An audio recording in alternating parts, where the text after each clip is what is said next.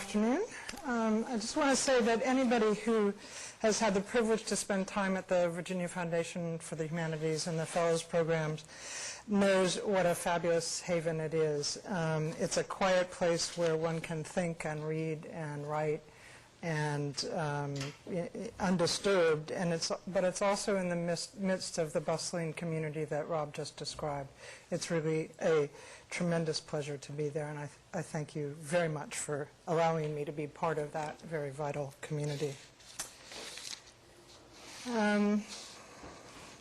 If you ask Americans today why people no longer marry their cousins, they will readily give you an answer that combines an account of genetic causality and a narrative of scientific progress. It's assumed that scientific discoveries made abundantly evident the disastrous effects caused by cousin marriage, genetic diseases, and monstrous deformities.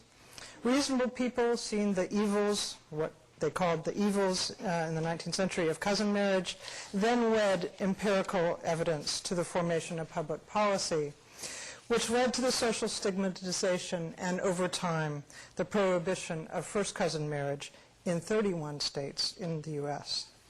Today I want to tell a different story. Cousin marriage was actually widely practiced in the U.S. up through the late 19th century and actually into the 20th century. And the puzzle remains how a once cherished institution came to be reviled, stigmatized, and widely prohibited by the turn of the century. But the intense debates about cousin marriage that unfolded primarily over the second half of the 19th century took place in a scientific and cultural world that operated in accordance with very different understandings of causation than we would recognize today.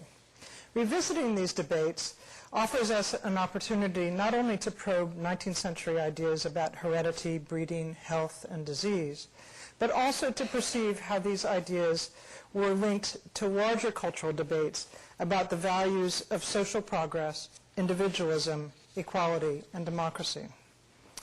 So I want to begin by quickly running through a couple of important points about the medical world and scientific world of the 19th century, which are seen from our contemporary perspective, because they help us understand what actually could and couldn't be seen during the 19th century. So I'm going to do that, but before we kind of get into how people actually were seeing things.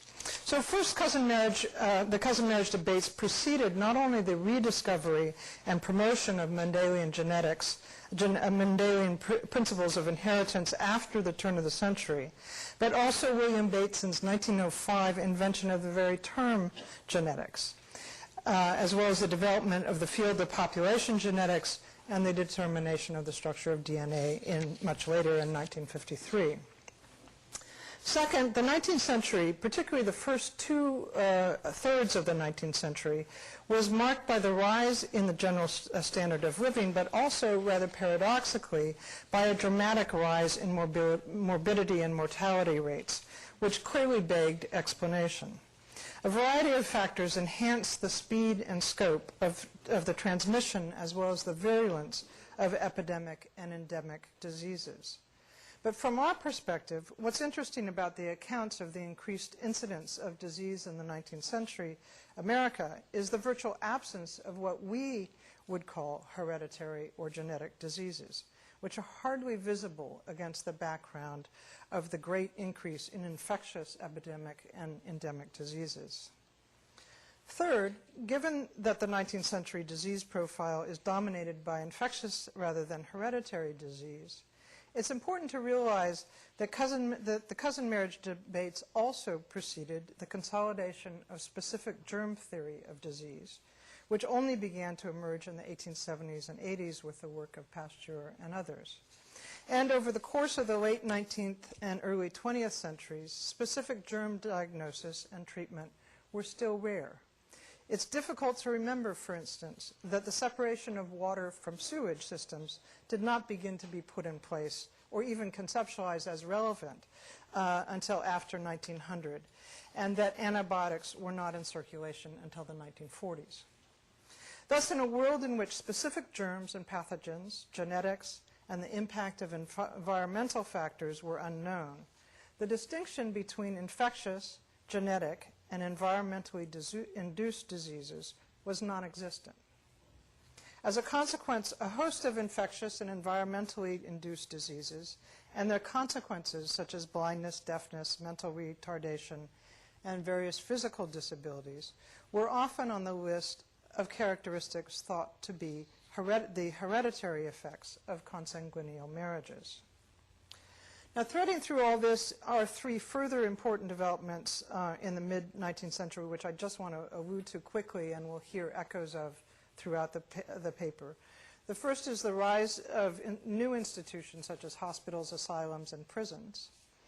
The second is the professionalization of medicine and science in medical schools, universities, with the beginnings of publications of journals and professional societies. And third is the beginning of the science of statistics, which plays a kind of key role in the 19th century debates. Finally, it should be noted that recent genetic studies have shown that there is a slight increase in the risk of genetic birth defects with first cousin marriage, an additional 1.7 to 2.8% over the general population risk, but that the fears about the genetic consequences of cousin marriage have been highly exaggerated and are certainly now easily avoidable through genetic screening. So all of this matters as a prelude to what we're going to talk about. All this matters to an understanding of the debates about cousin marriage because it tells us not only what people could and could not see, but also what their interpretive and analytic tools were and were not, and who did and did not come to have the authority to tell what kinds of truths about the nature of kinship and marriage. So what I want to do today is look at the work of two men, Reverend Charles Brooks and Dr. Samuel Bemis, to give you the flavor of two very differently shaped 19th century arguments about cousin marriage and kind of show you the beginning of their change over time. Then I want to consider some of the challenges to Bemis's study, which was widely criticized. And then finally look a little more closely at the terms in which the case against cousin marriage was formulated and the larger social concerns it began to articulate. So I begin with Reverend Charles Brooks of Medford, Massachusetts. He's a man whose claims to authority bridge the worlds of religion and science. Born in 1795, Brooks graduated from Harvard in 1816, was pastor of the Unitarian Church in Hingham, Massachusetts from 1821 to 1839, and was professor of natural history at the University of New York for several years beginning in 1838. In 1856, he wrote an article published in the Proceedings of the American Association for the Advancement of Science, in which he charged men of science to study the effects of consanguineal marriage and offered his own evidence of their detrimental effects.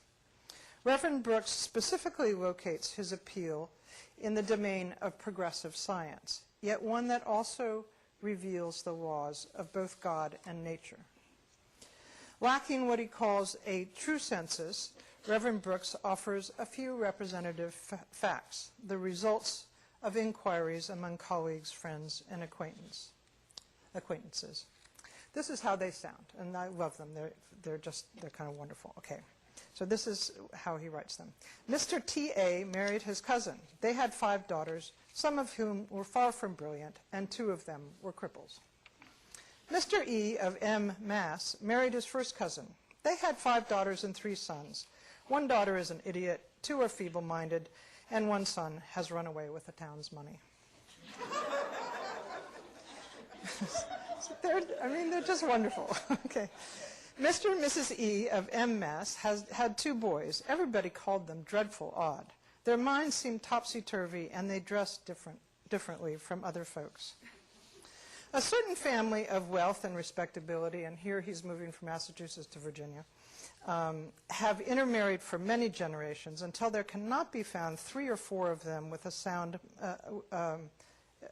in 3 or 4 of them a sound man or woman. One has sore eyes, another scrofula. Scrofula is a term that's used for TB. Another scrofula, a third is idiotic, a 4th blind, a 5th bandy leg, a 6th my favorite, with a head about as large as a turnip, with not one of the number exempt from physical or mental defects. And a report from some unspecified coastal island reads, their physiognomy was thin and with some peculiarities of form. 2 were born totally destitute of eyeballs. Their heads were very large, with an abundance of hair that covered their foreheads almost down to their eyebrows. And this goes on and on and on for pages and pages. The picture drawn of the results of first cousin marriage is clearly one of people who, as Brooks puts it, quote, lack the entire and symmetrical unfolding or equilibrium of the physical, intellectual, and moral powers which constitute the whole man. They are monstrous in their lack of wholeness or in their excesses. Too few eyes, too many toes, too much hair, crippled, bent, and broken, deaf, blind, and idiotic. They are weak and foolish and feeble-minded, queer, topsy-turvy, and just plain strange. Out of this gossipy compendium of neighborly surveillance of cousin marriages, we will, of course, never know whether the rest of the population, whether they married cousins or not, were equally topsy-turvy. Okay, so that's that's Reverend Brooks, and I'm then going to move to Dr. Bemis, who was born in Bloomfield, Kentucky in 1821. And was trained in medicine first in the practice of his brother-in-law and then at the University of New York, where he was the first graduate there and received a degree of medicine doctor in 1844. Between that time and the outbreak of Civil War, he practiced medicine back in Bloomfield and had various academic appointments at the University of Louisville. When the war broke out, he teetered about which side he was going to join, but he ultimately joined the Confederate Army as a surgeon and became the director of hospitals in the Army of Tennessee. However, before the war, in 1857 and 1858, Dr. Bemis wrote 2 studies on the influence of consanguineous marriage that would become the key reference points for the American debate on the topic. And in contrast to Reverend Brooks' anecdotal account, Dr. Bemis's reports are constructed in the language of specific medical characteristics, which are temperaments at this time, named diseases, and medical conditions. And they are displayed in massive tables of statistical and descriptive correlation. And this is particularly so in his more extensive 1858 study, which was commissioned by the American Medical Association and utilized several data sets. Here he provides evidence of 873 consanguineal marriages and 125 non-consanguineal marriages. Part of the subsequent impact of this study had to do precisely with the sheer number of cases reported, the statistical accounting, and the extensive tables summarizing medical details, characteristics, and traits of the married couples and their offspring. Even so, Bemis himself acknowledges that he lacks a representative sample.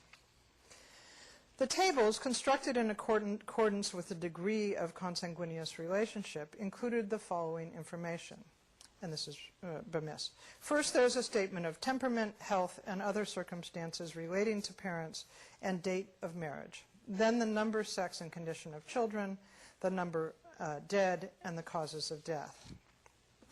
So under the temperament column, Bemis includes the following categories, and everybody's categorized by one or the other or a combination of these. So bilious, choleric, lymphatic, melancholic, nervous, phlegmatic, and sanguine. And then he has combinations, so lymphatic, sanguine, and melancholic, phlegmatic, etc. In the column reporting the condition of children, some are reported as bright and normal. Where reported otherwise, one finds an odd collection of attributes. There are physical qualities, such as being blind, deaf, mute, sterile, or having 6 fingers or toes, spinal curvature, myopia, and other visual problems, as well as mental problems such as idiocy, imbecility, and insanity. There are also a host of quite vague attributions, and so here's a whole set of them, and they're wonderful as well. Okay, so very vague attributions such as unattractive, ungainly, awkward, feeble or feeble-minded, effeminate, dull, peculiar, half-witted, strange, cross-eyed and extremely ugly, walks like females, below mediocrity in intellect, appearance of being prematurely old, slightly increased want of personal symmetry, apathy and dullness in exercise of mental facilities, having eccentricities of mind and manner so peculiar as to attract continual attention, exhibiting most remarkable inconsistency of purpose and fickleness, and undoubted signs of early decay. When noting the cause of children's deaths, the tables are overwhelmed with what appear to us now as infectious diseases or symptoms thereof, including a host of terms that relate to tuberculosis, scrofula, consumption, and they go on and on. But also whooping cough, cholera, typhoid fever, scarlet fever, pneumonia, croup, measles, fever, brain fever, convulsions, diarrhea, dysentery, and other conditions such as anemia, marasmus, which is apparently a severe protein energy malnutrition, hydrocephalus, apoplexy, epilepsy, cyanosis, dyspepsia, and accident, not to mention simply being born, stillborn or having died young. But Mrs. extensive tables of notable traits, diseases, and deaths take us into a world of characteristics and causality that would hardly lead the contemporary observer to the diagnosis of genetic disease and disability.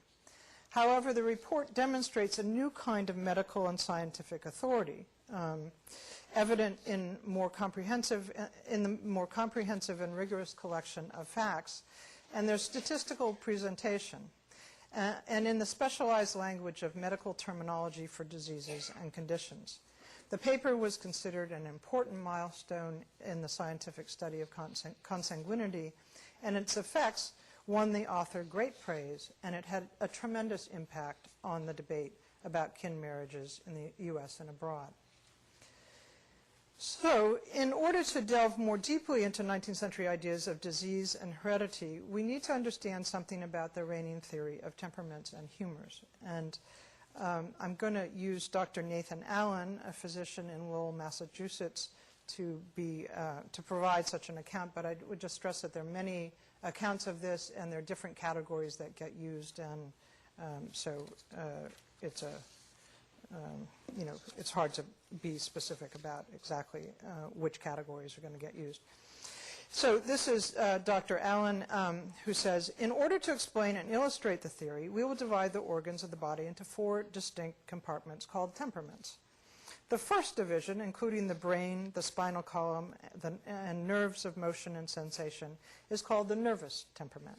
The second, the heart, the lungs, and all the blood vessels in the system are called the sanguine temperament.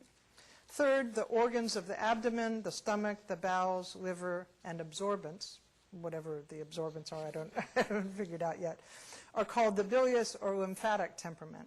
And fourth, the muscles, bones, ligaments constituting the motive power of the system, called the muscular temperament. So the idea in brief is that when all these temperaments are in harmonious balance and equilibrium, the result is health, well-being, and fertility. But when they are out of balance, ill health and infertility result. As Bemis puts it, the slighter deviations from the normal mean would constitute individual or family peculiarities, while more marked perversions become morbid manifestations and infirmity results. The temperamental theory not only describes the constitution of individuals, but also provides a theory of heredity, since it's assumed that temperamental imbalances and their resultant disease tendencies would be passed on from parent to child. The dominant opinion is that the marriage of like and like, so that you're thinking you have like temperaments or unlike temperaments, so the marriage of like and like intensifies peculiarities into ruinous defects and results in disease and degeneration. By contrast with the marriage of opposites, as Edward Crossman notes, An exaggerated characteristic in one parent is neutralized by the antagonistic disposition of the other, and thus the equilibrium of the human race is maintained. The argument with regard to cousin marriage is that because cousins would tend to share the same organization of temperaments, cousin marriage would exaggerate the family peculiarities to morbid effect, resulting in disease, defects, degeneracy, and death. The debate was not, however, one-sided. As soon as the arguments against consanguineous marriages were articulated, they were challenged in two primary ways. The first challenge attempted to articulate and defend the statistical methodology against a host of problems that would otherwise discredit its burgeoning scientific credentials and truth-telling powers. And again, there's tons of really complicated analyses of the Mises study, and then they're trying to figure out how to do statistics at this point. And they're kind of you can watch them sort of struggle to figure out what a representative sample is and how to find it, and so it's a developing field, and there's a lot of debate about it. But the things that get pointed to as problems, say, in Mises studies and other studies, include poor and unreliable sources, the absence of a representative sample or a basis for comparison to the general population. And that's a big problem. You can gather all these things, but you can't compare it to the general population. Vague and indeterminate categories, as we've seen, and the influence of cultural prejudice. The second challenge was to disarticulate consanguinity or shared blood itself from the predisposition to any particular disease. No one suggested that cousins who share a family history of disease were unlikely to reproduce that disease history, even though the diseases they're following tend to be infectious rather than what we'd call hereditary diseases, but rather that the same is true of any couple.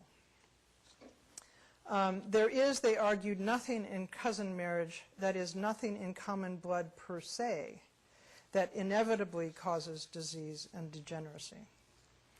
So one thing that's fascinating is that in launching the two prongs of their challenge, poor statistics and a failure to distinguish the propensity of disease from the sheer effects of shared heredity, the defenders of cousin marriage never questioned two basic presuppositions: that the diseases they were following were caused by the relative imbalance of temperaments, and that these imbalances could be hereditary. If we follow the imaginings about the ill effects of cousin marriage beyond individual heredity, it's possible to discern how Americans came to reconceptualize the larger social consequences of this form of marriage. Animating Americans' shifting valuation of kin marriages is a narrative of evolutionary progress in which Americans occupied the most advanced state. This evolutionary trajectory, or at least some Americans, okay? This evolutionary trajectory came to be signified in terms of contrasting forms of marriage.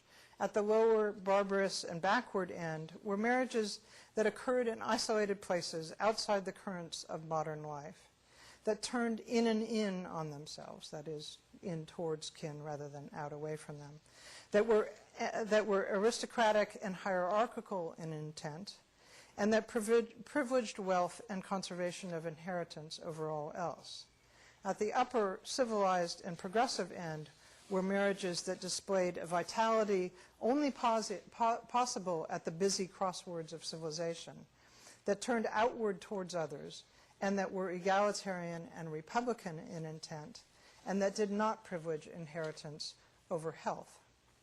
Allen, for instance, suggests that in isolated and remote places, the effects of intermarriage of relatives over several generations, and quote, are marked by the loss of mental power and strength, of boldness and energy of character, with the increase of scrofulous and consumptive complaints, of defects in one or more of the senses, and not unfrequently of deformities of the body. With such a people, there is not only little real improvement or progress in securing the most important objects of life, But after remaining a while in a kind of stationary state, they gradually decline in numbers and character. Here one gets a clear picture of the countervailing forces that work against the exceptional progressivism that otherwise is understood to define the American project. Here, outside the currents of the forward-moving mainstream, are isolated, slowly degenerating populations that are doomed eventually to disappear. The other isolated, so you've got these sort of isolated, degenerating populations, and then you have another set of populations that people are concerned about, which are the target of American scorn, is that of European royalty and aristocracy. The assumption here is that concerns of wealth and rank have driven European monarchs and aristocrats, as well as the would-be aristocrats here in America, to marry in and in, repeatedly and recklessly defying what the authors see as the obvious consequences. Allen notes, for instance, that the marriages of European nobility have been fostered by the false pride of rank and have reduced, almost to dwarfishness, the nobility of several nations, especially Portugal. I'm not sure why Portugal gets called out on this, but Portugal is a problem. He goes on to suggest that their resultant mental and physical decline would dictate that such aristocratic classes would, quote, in time actually run out in offspring if their ranks were not replenished occasionally by those moving in lower and humbler spheres of life. Clearly, the inbred aristocratic order of Europe was doomed to extinction before the superior vigor of the outbred American republic. Indeed, commentators are explicit about the relationship between outbreeding and the mixing of populations on the one hand, and progress and the evolution of society on the other. Bemiss asserts, quote, history will sustain the opinion that the most vigorous people have sprung from the ingrafting of nations, differing in constitution and temperament from each other. I believe that the extraordinary activity and energy of the American people are due to the composite nature of their blood. Similarly, Reverend Charles Brooks expresses in rather rousing terms the genuine national good that he perceives to be derived from the mixing of, and we have to be clear that we're talking in the frame of Caucasian races. Okay? So, here's Reverend Brooks again. Will not our country furnish the most wonderful example of the effects of intermarriages with different castes of the Caucasian race? When the people of these United States become a mixture of English, Scots, Irish, Germans, and French, will they exhibit a strength of body and an intelligence of mind, a true inborn energy and moral power, which do not equally signalize either of the nations from which they sprang? Under the fostering care of a truly Republican and Christian government, will they advance in science, arts, agriculture, commerce, manufactures, and all the blessings of a religious civilization and political equality as no one of their parents' nations has? So that's his whole sort of questioning about where we're going. Commentators were concerned not only with the vitality that ensured a progressive movement forward, but with a kind of leveling equality that would guarantee that the masses moved forward together. In all this, the debate relies on analogies with livestock breeding, on which both sides draw to make their points. That livestock breeders do indeed breed to enhance special qualities, milk and cows and speed and race horses, is noted in the support of cousin marriage. Yet those who see cousin marriage as an evil, resulting in the degeneration of the species, use this argument to other ends. Arthur Mitchell, for example, comments on the artificiality and commodification entailed in such livestock breeding. He argues, in these cases, where in-and-in breeding has been practiced with so-called good results, the issue is nothing but the development of a saleable defect, which, from the animal's point of view, must be regarded as wholly unnatural and artificial, and not calculated to promote its well-being enjoyment, or natural usefulness. By in and inbreeding, we can certainly establish an artificial type and fix a peculiarity which is unnatural and whose only value is its profitable convertibility into gold. He goes on to suggest that such pointed enhancement of particular qualities in humans would be monstrous. And this is a kind of beautiful passage. I like this. Till the excellencies of man are estimated in pounds or inches, till the aim be a perfect artificial and not a perfect natural man, till we want legs at the expense of arms or brain at the expense of muscle, till the perfect man be something else than a well-balanced development of all his components, bodily and mental, we can scarcely apply the experience of breeders of stock to human physiology. In and inbreeding calls up not only the specter of artificiality in a commodified world, but also that of diverging races.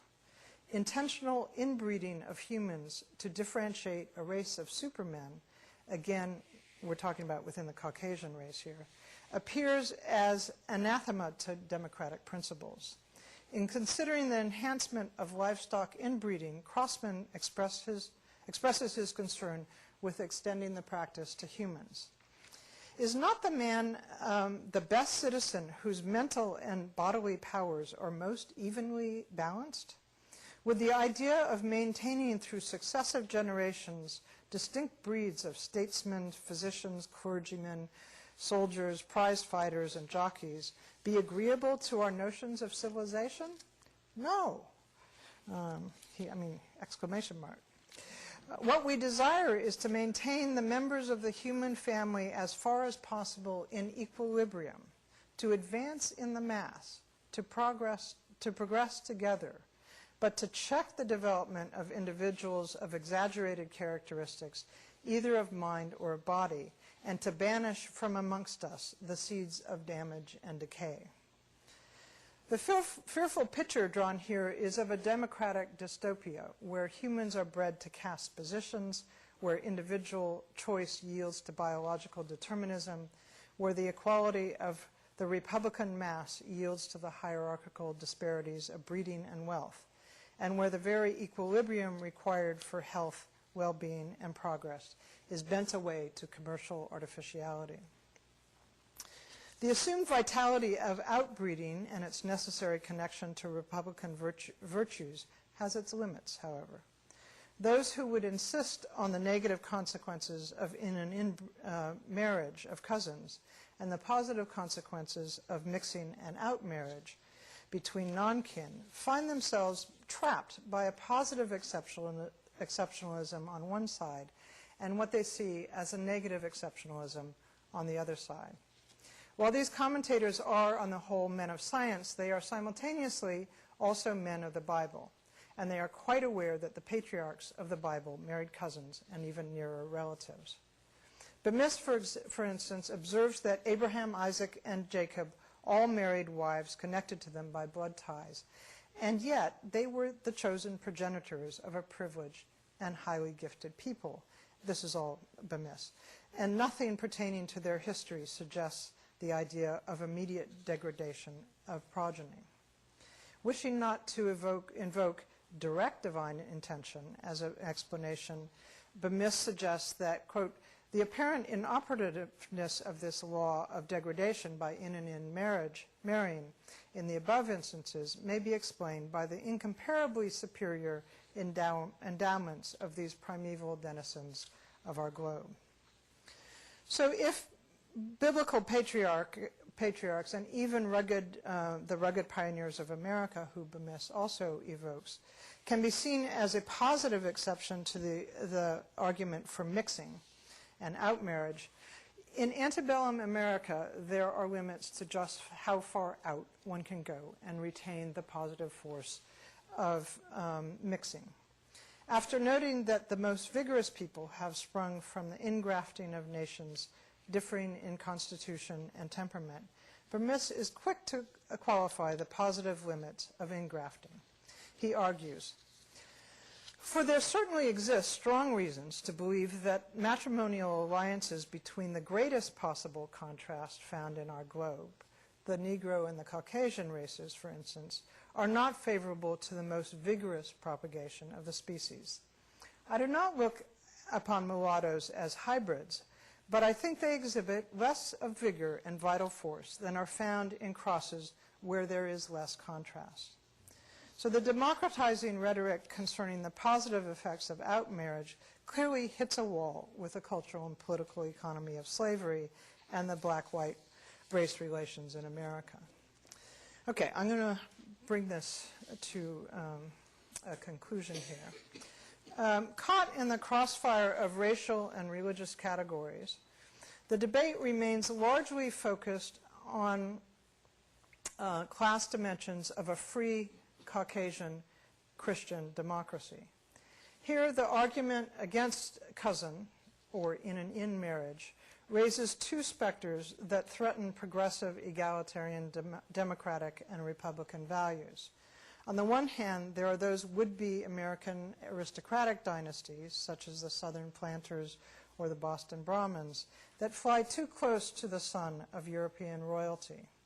On the other hand, there are those impoverished families in the backward eddies of American society that have been left behind by the dynamism of the emerging industrial order. What we see in the theory of temperamental equilibrium and in the case against cousin marriage is an argument against the intensification of both superior and inferior qualities, of both artificially innovative and destructively degenerative tendencies, in favor of a common mean that would not only support the individual and individual equality, but also guarantee that Americans move forward together as a mass, as one people. If cousin marriages tie individuals back into networks of kin, intensifying both temperaments and wealth, then the ban on cousin marriage and the promotion of outmarriages were thought to ensure a healthy equilibrium of temperaments and to establish a level playing field on which individuals might compete to fuel the engine of a progressive society. And I'm going to stop there, but I just want to indicate that all this gets picked up and developed after the turn of the century with the beginnings of eugenics theory and the work of the Eugenics Record Office, which goes around and sort of does all these studies of degenerate families. But that's a whole nother story to tell. So thank you very much.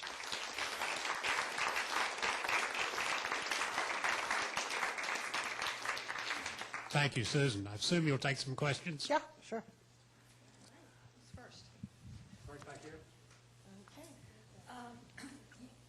Marriage has been regulated at the state level. And you said some states said you can't marry cousins and some said you can. There are two kinds of law that get involved with that state business. Those states which used Roman French law and those states which used biblical law. And I'm just saying that this is an interesting thing to think about when you see which ones went which direction in producing their laws. But I met a girl who was studying to be a hairstylist from one of the hollers up in the mountain. And she said, I go to school with a cousin, but I don't like him. And he doesn't know he's my cousin because they only figure back to the 3rd and we go back to the 9th. So with these Bibles that have everybody's names and so on, but she wasn't going to tell him that she was his cousin because she didn't like him. Right. Thanks, Mary.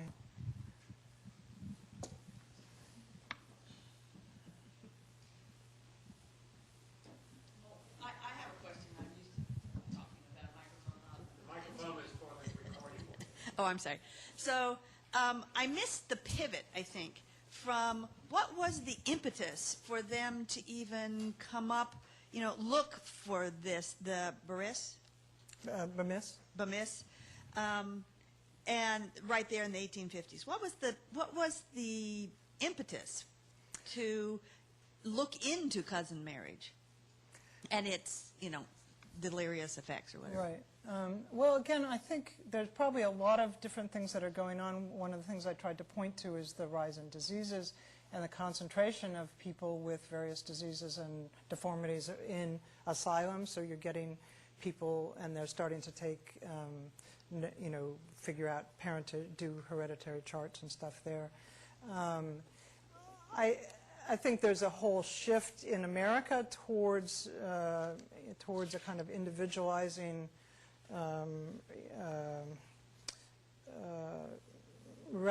kind of focus on individuals and taking individuals out of kin groups, which gets associated with a kind of emerging idea of what counts as modern as opposed to backward. You're getting a whole shift in who's the authority, who's being able to actually speak to what kinds of marriages are good or bad, and that's a shift from religious authority, church authority, to not only state but also to scientists, to medical people. I'm actually just about to go look at, I'm very interested, and I haven't gotten this far to figure out why these particular people wanted to look at this, right? And I have a feeling that there's some particular histories in their own families that they're worried about. And I'm about to go down to Richmond to actually look at some papers of Bemis that ended up at the Virginia Historical Society, which I just figured out, to kind of figure out what's going on with their own families such that they get worried about this.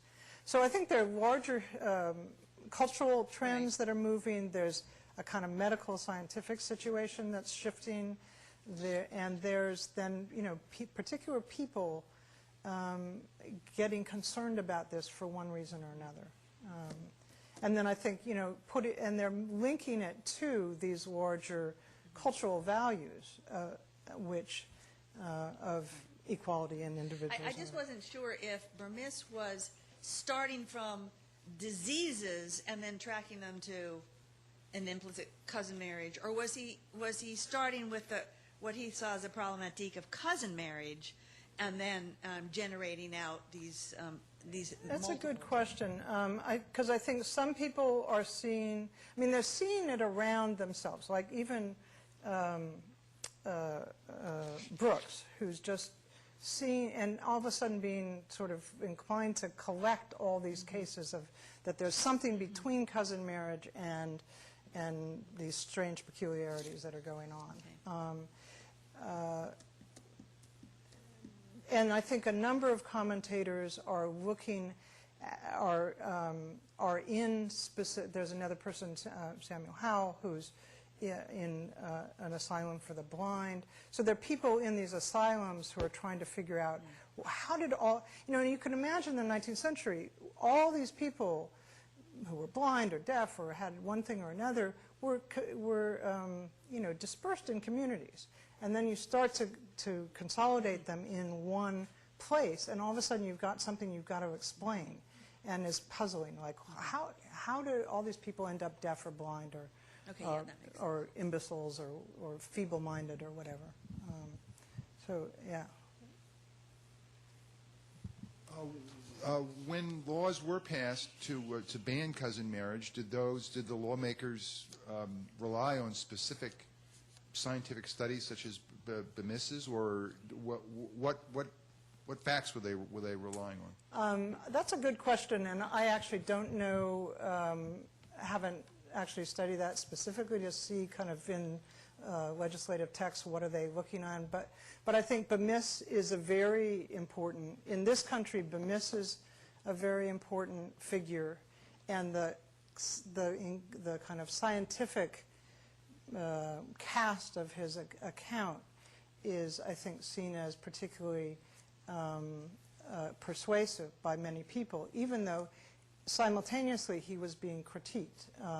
So, there's a lively debate. And also in England, there's a big study by Arthur Mitchell, and then George Darwin actually is one of the people who's the son of Charles Darwin, who is the son of a cousin marriage, a double cousin marriage,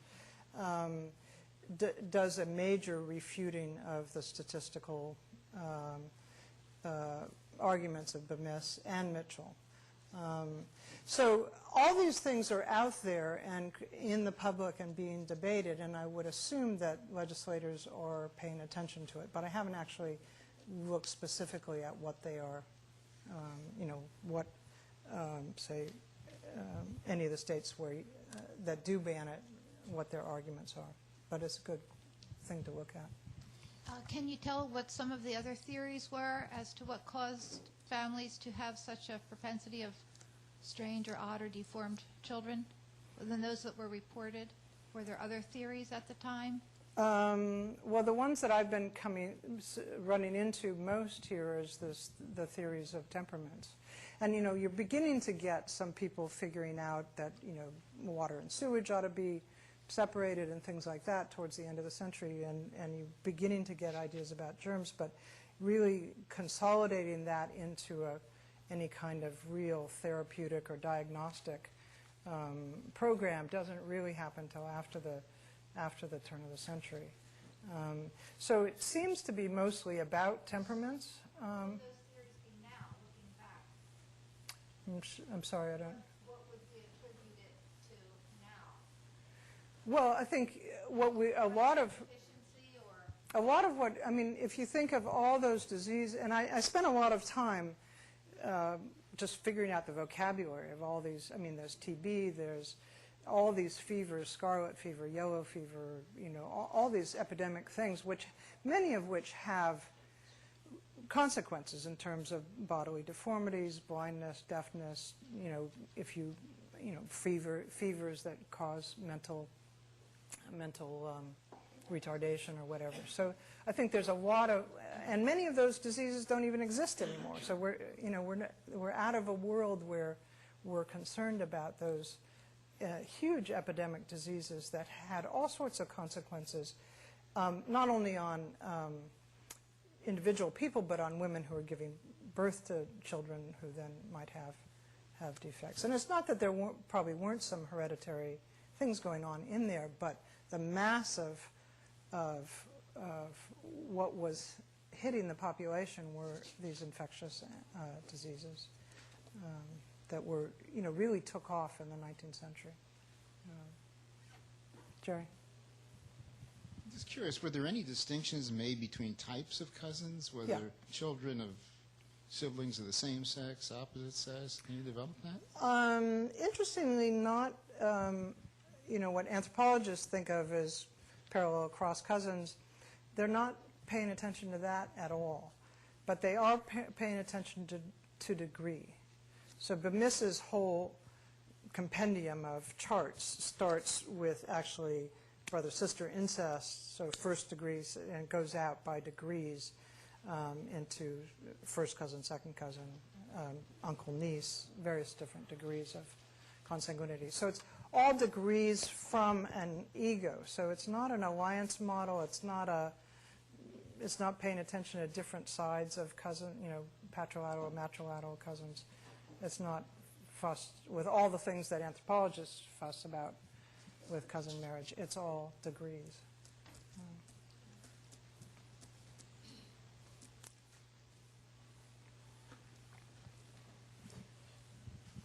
Hey, Virginia. This is not a good question, but it's one that may be beyond the bounds of what you want to talk about here. But I noticed that you a couple of times reserved this to within so-called Caucasian races. Was there anybody at that time who was thinking outside that box and thinking maybe cross, dare I say, fertilization would have been an advantage? Since you Across races.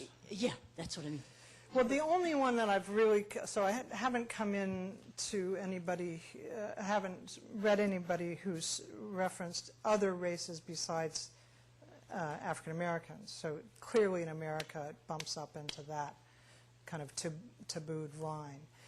And I haven't, but in commenting on other people, they will comment, especially against those European aristocrats who only marry inside.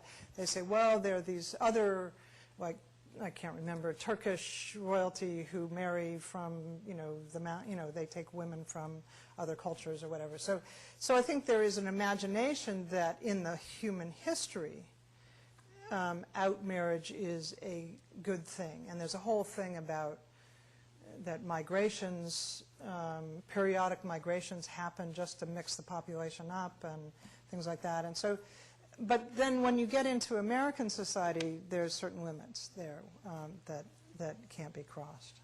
And there's also religious things, because one of the things that's happening in the late 19th century is also the argument against polygamy and against, so both polygamy and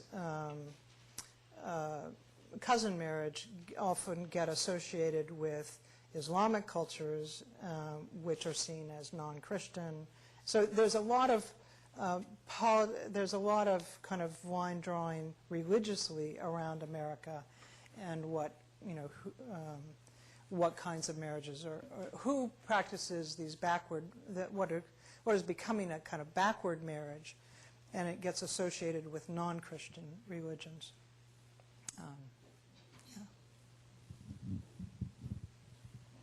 So you alluded to, there are obviously some people, including many wealthy dynasties, who would have, by default, kind of had to fall into the category of defending cross-cousin marriage because that was their whole family history. And then you talked about the scientific papers, obviously Bemis and the Reverend. So I'm wondering the audience for those papers, I'm kind of wondering how it filtered down, because I can just think of all these 19th century organizations, things such as like a DAR, I mean, all these things who, they would really want to be in that category of that cross-cousin marriage is okay and something to be proud of. Right. So I'm wondering, with all these scientific things that were published, does that mean people, reverends in church, like were sermons being preached against cousin marriage? How was this filtering down to anyone other than the handful of basically white men who would have been reading the scientific journals? Good question. It's, it's in, for instance, in anthropology, it's in, say, Lewis Henry Morgan. In Ancient Society, there's a whole passage about recognizing the evils of of close marriage. So there, but whether this is coming down in churches, that's unclear to me. And different religions do and don't support cousin marriage, obviously. One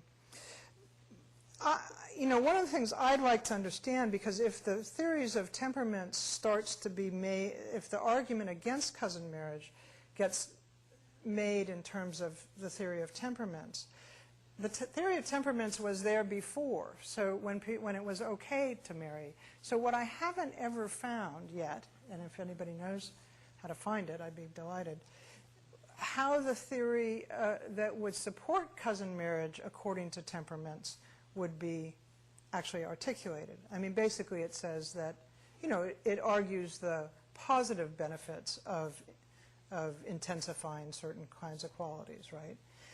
But most of the arguments, and again, I think the people who are arguing for cousin marriage have their own reasons for doing that, like George Darwin.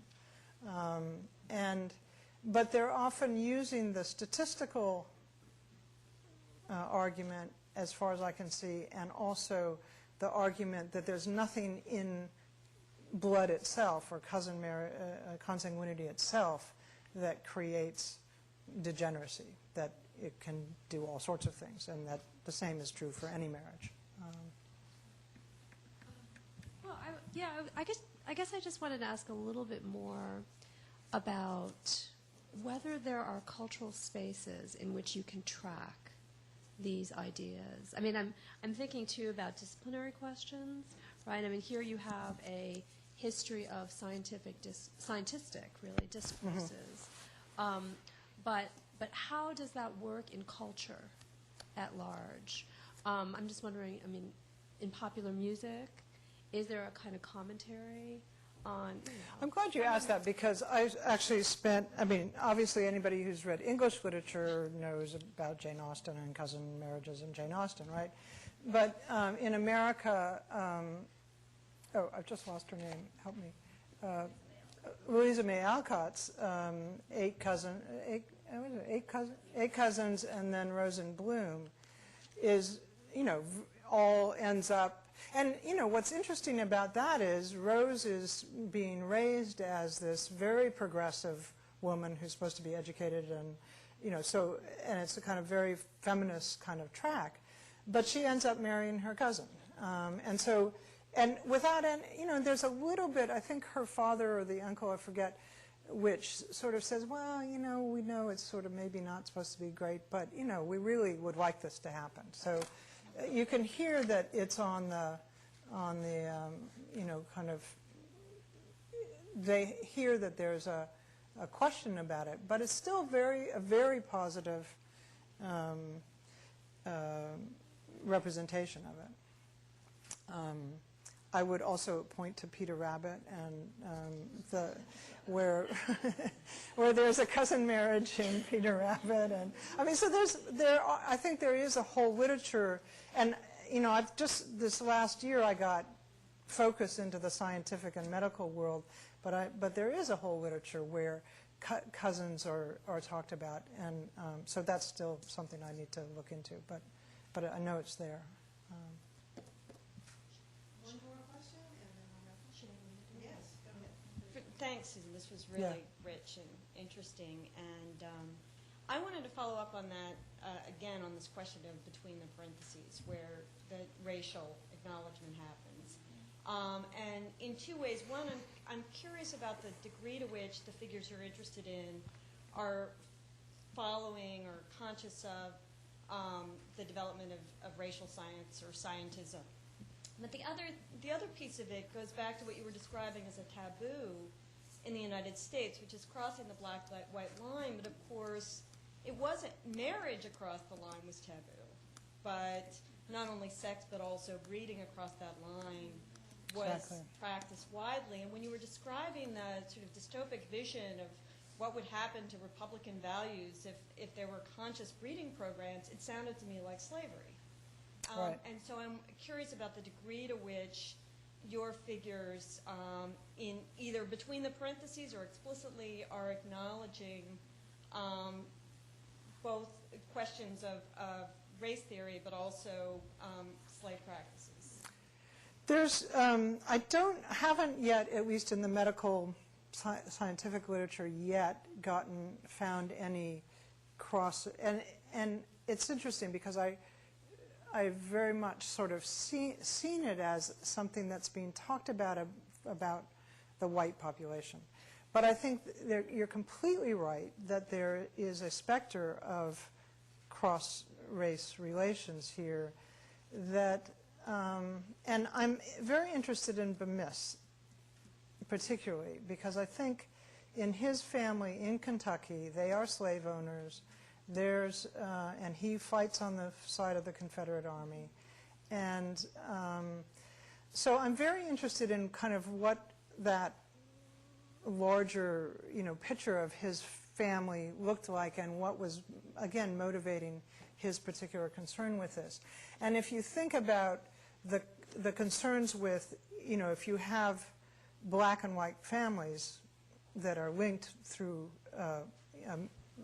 father, or then you can obviously have certain kinds of consanguineous relations, which are not marriages, right? But are, in the next generation down, if there's cross-racial relations in a larger plantation or wherever we are, there's a kind of hidden question about cousins in the whole racial relations that I think doesn't generally get talked about in these scientific and medical texts, but I think would probably come out if I could get into a little closer into kind of who these families are and what they're worried about. So I think it's a good question. Thank you very much, Susan. I want to mention that you have a forthcoming book entitled Vital Relations, Kinship, and the Critique of Modernity. It's actually called, it got a different It's got a new title? It's called Vital Relations, Modernity and the Persistent Life of Kinship. Persistent Life of Kinship.